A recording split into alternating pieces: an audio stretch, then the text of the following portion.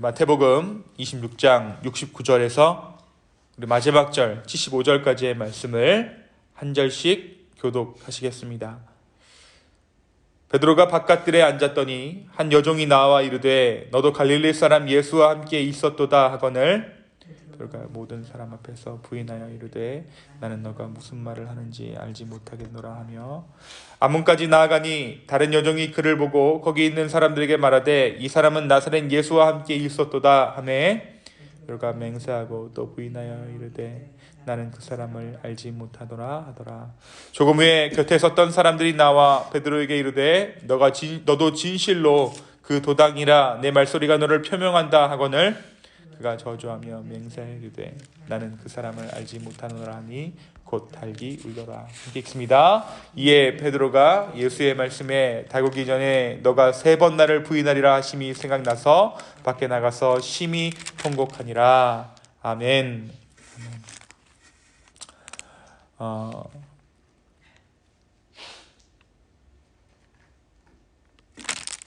오늘 말씀은 우리가 잘 알고 있는 말씀이죠. 베드로가 예수님을 부인하는 그 말씀의 내용입니다. 정말 예수님께서 사랑하셨던 그 제자, 사역을 하실 때나 기도를 하실 때나 늘 곁에 두셨던 그 제자가 오늘 예수님을 부인합니다. 한 번도 아닌 3번씩이나 예수님을 부인해요. 예수님께서 사역을 처음 시작하시고 아픈 자를 고쳐주시기 시작할 때 가장 먼저 고쳐준 사람이 누구입니까? 바로 베드로의 장모였어요. 아직 제자의 수가 다 채워지기도 전에 4명의 제자가 예수님과 함께할 그때에 예수님은 열병에 시달리던 베드로의 장모를 고쳐주셨습니다. 그 외에도 예수님은 사역 때마다 또 기도할 때마다 그리고 특별히 따로 두시고 베드로를 가르치시고 사랑하셨습니다. 그런 제자 베드로가 오늘 예수님을 부인합니다. 아마도 예수님의 결말을 보기 위해 공회를 훔쳐봤던 제자 베드로에게 예수님이 구타당하는 모습이 큰 충격이었는지도 모르겠습니다. 어제 말씀 58절에 보면 베드로가 멀찍이 예수를 따라 대제사장의 집들에까지 가서 그 결말을 보려고 안에 들어가 하인들과 함께 앉아 있더라. 그러니까 하인들인 것처럼 속여서 그 대제사장의 그 뜰에서 예수님이 어떻게 되시나 그 결말을 보려고 앉아 있었던 것이죠. 그런데 그곳에서 예수님이 어떻게 되십니까? 한마디도 못하시고 그냥 꼼짝없이 당하세요. 어떤 자들은 얼굴에 침을 뱉고 주먹으로 치고 어떤 사람은 손바닥으로 때리며 예수님을 정말 구타하며 수모를 줍니다. 자기들을 구원하여 줄 메시아가 유대 대제사장과 관리들에게 뺨을 맞고 침뱉음을 당하며 수모를 당하는 그 모습에 베드로의 예수님을 향한 신뢰가 그 믿음이 금이 가지 않았을까 생각해 봅니다. 사실 우리 인간의 믿음이란 연약해서 10번 잘하다가도 한 번 어긋나면 신뢰관계가 깨지는 것이 다반사죠. 베드로의 눈앞에 펼쳐진 광경은 오병이어의 기적도 수많은 병자들을 고쳐주셨던 그 기억도 자기를 바다 위에 걷게 하셨던 그 기억도 가물가물하게 만들었는지도 모르겠습니다.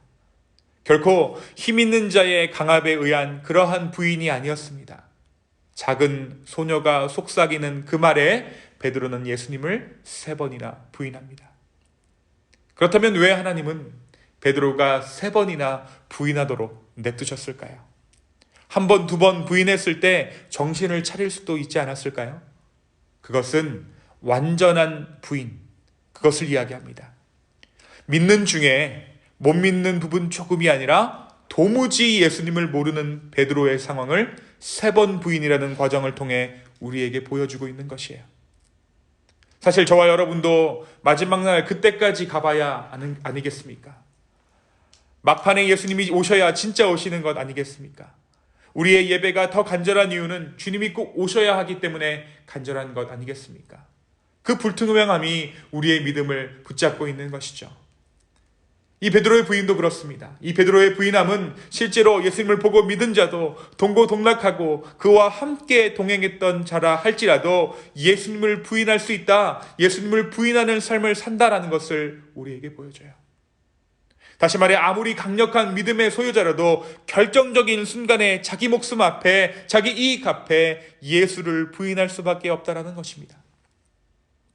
사랑하는 여러분, 우리는 분명히 믿음으로 구원 얻습니다. 그러나 우리의 믿음이 온전하고 강해서 굳건해서 우리가 구원받는 것은 아닙니다.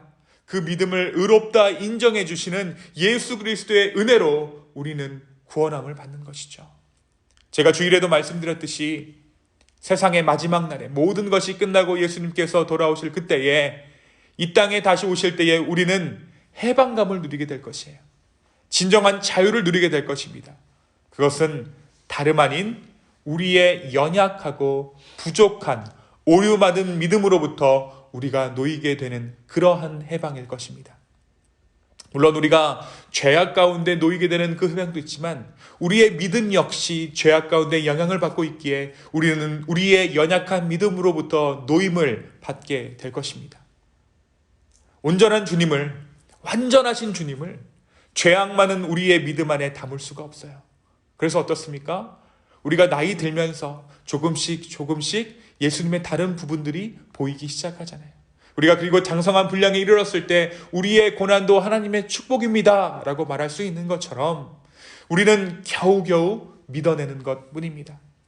그래서 우리의 믿음에는 허점도 많고 오류도 많아요. 그러나 예수님께서 오시는 그날에, 믿음의 실체가 오시는 그날에 우리는 연약한 믿음으로부터 노임을 받게 될 것입니다. 다만 오늘 이 아침에 저와 여러분이 이 말씀을 듣고 있는 것 자체가 믿음이고 기적인 줄로 믿습니다. 믿음은 들음에서 난다라고 기록된 말씀을 우리가 기억합니다. 정말 연약한 믿음이라도, 부족한 믿음이라도 주께 가지고 나아간다면 주님은 그 연약한 믿음을 통해 하나님 나라의 풍성함을 우리 가운데 허락해 주실 것입니다. 오늘 말씀을 보면 예수님께서 베드로에게 3번 부인하게 될 것이라고 미리 예언해 주세요. 결국 이 예언이 어떻게 됩니까? 오늘 말씀에 보면 그 예언이 성취된 것이에요. 베드로가 3번 예수님을 부인하죠. 이때 예수님께서 먼저 말씀하신 너가 나를 새벽닭 울기 전에 3번 부인할 것이다 라는 그 예언은 저주가 아니었어요.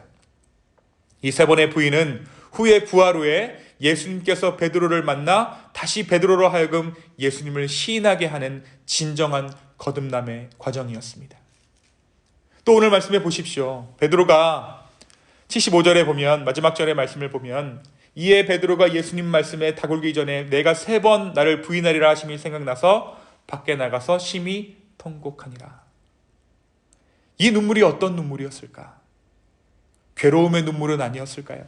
저는 이 눈물이 회개의 눈물이 아니었다고 생각합니다. 왜냐하면 예수님이 만약에 죽어버렸다면 베드로는 회개의 방도도 잃어버리는 것이에요.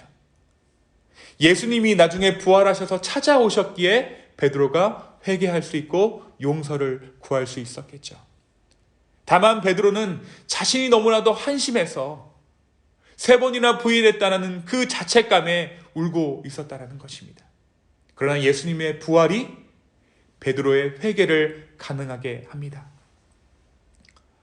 예언이 성취되고 베드로가 3번 예수님을 부인할 때 이 모든 것이 성취됩니다. 이때 예수님께서 하신 예언은 결코 저주가 아니었습니다. 이 3번째 부인은 부활 후에 예수님께서 베드로를 만나 다시 베드로로 하여금 예수님을 시인하게 하는 진정한 거듭남의 과정이었습니다. 베드로가 성령으로 새롭게 태어나게 되었을 때 그는 진정으로 예수님을 삶으로 인정하는 삶을 살게 됩니다.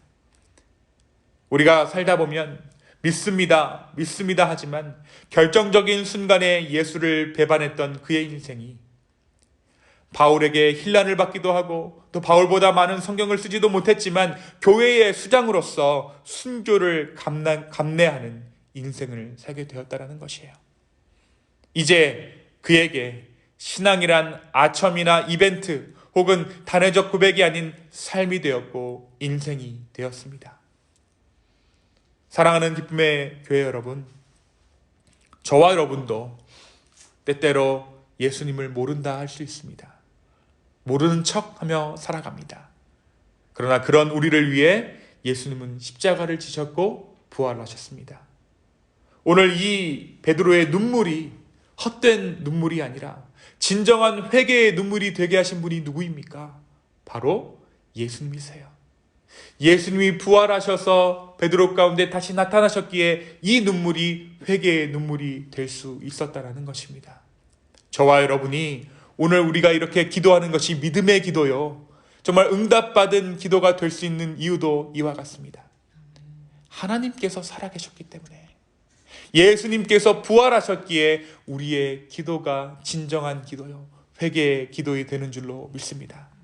오늘 이 아침에 이 주님의 선하심의 기대는 정말 주님의 그 신실하심을 온전히 맛볼 수 있는 저와 여러분의 오늘 하루 되기를 소망합니다. 비록 우리가 오늘 하루 사는 동안 예수님을 모르는 것처럼 살 수도 있을 것이에요.